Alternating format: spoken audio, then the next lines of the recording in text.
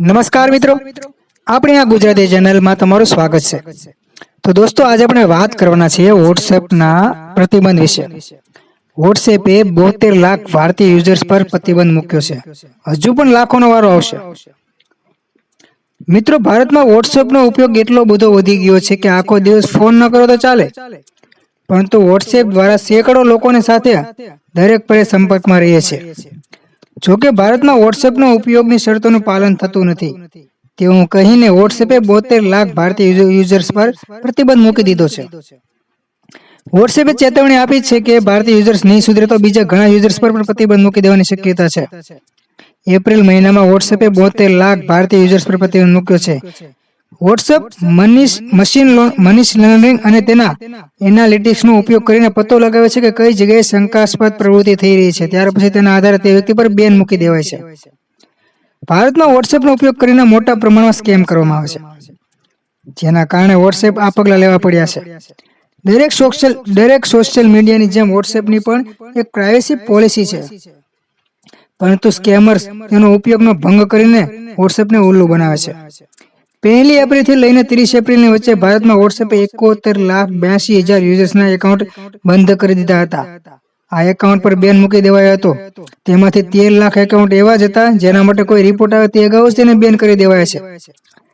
સામાન્ય રીતે કોઈ એકાઉન્ટ લોકોની પ્રાઇવેસી પોલિસીનો ભંગ કરે ત્યારે તેને રિપોર્ટ કરવામાં આવે છે અને પછી તેને પ્રતિબંધ કરવામાં આવે છે, પરંતુ વોટ્સએપ પર પ્રોએક્ટિવ બનીને આવા રિપોર્ટની પહેલા જ તેને બેન કરી નાખે છે। વોટ્સએપ મશીન લર્નિંગની સિસ્ટમનો ઉપયોગ કરીને લાખો શંકાસ્પદ એકાઉન્ટ શોધે છે અને તેને બંધ કરી નાખે છે। એપ્રિલ 2024માં 10,500થી વધારે યુઝર્સના રિપોર્ટ મળ્યા હતા, જેમાં એકાઉન્ટ સ્પોટ, બેન appeal, product spot, safety concern વગેરેને લગતા હતા। છતાં માત્ર 6 એકાઉન્ટ સામે એક્શન લેવાઈ હતી, કારણ કે એક્શન લેતા પહેલા પણ તમામ ધોરણોનું પાલન કરવામાં આવે છે। ભારતમાં 2021માં આઈટીના નવા નિયમો ઘડ્યા હતા, તેના કારણે વોટ્સએપ માટે લાખો યુઝર્સના એકાઉન્ટને ફ્રીઝ તકીદ દેવાનું અને તેને બંધ કરવાનું જરૂરી છે। હવે દોસ્તો, આપણે એ જાણીએ કે વોટ્સએપ કોને એકાઉન્ટ બંધ કરે છે અને શા માટે બંધ કરતા હોય છે।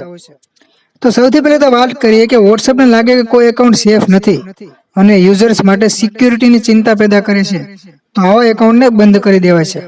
આ ઉપરાંત સ્થાનિક કાયદાનો ભંગ થાય તે રીતે વોટ્સએપનો ઉપયોગ થતો હોય અથવા યુઝર્સ દ્વારા આવા એકાઉન્ટનો રિપોર્ટ કરવામાં આવે તો તેની સામે પગલાં લેવાય છે। કોઈ વ્યક્તિ વાંધાજનક મેસેજ કરે, ધમકીઓ આપે, ખોટી માહિતી ફેલાવે ત્યારે તેની સામે એક્શન લેવાય છે। તમે કોઈ એકાઉન્ટને બ્લોક કરો અથવા રિપોર્ટ કરો ત્યારે વોટ્સએપની ડિટેક્શન સિસ્ટમ તે માહિતી સંગ્રહ થઈ જાય છે।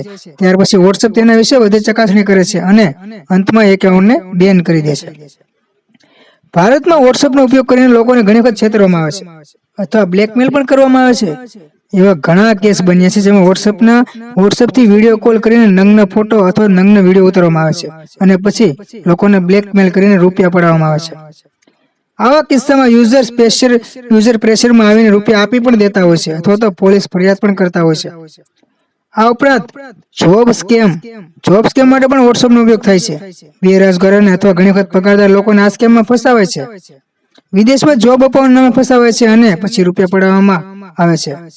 આવા બધા જ કારણોથી વોટ્સએપ ખાતા બંધ કરવામાં આવે છે અને આ જ કારણે વોટ્સએપ ઘણી વખત એવા લોકોને પકડીને વોટ્સએપ બેન કરી દેતા હોય છે, કારણ કે વોટ્સએપની પણ એક પ્રાઇવેસી પોલિસી છે।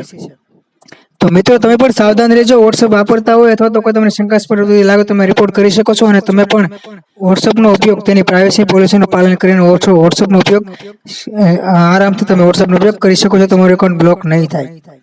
તો દોસ્તો, આશા રાખું છું વિડીયો તમને પસંદ આવ્યો હશે, તો વિડીયોને લાઇક કરી દેજો અને ચેનલને સબસ્ક્રાઇબ કરી દેજો। થેન્ક યુ દોસ્તો।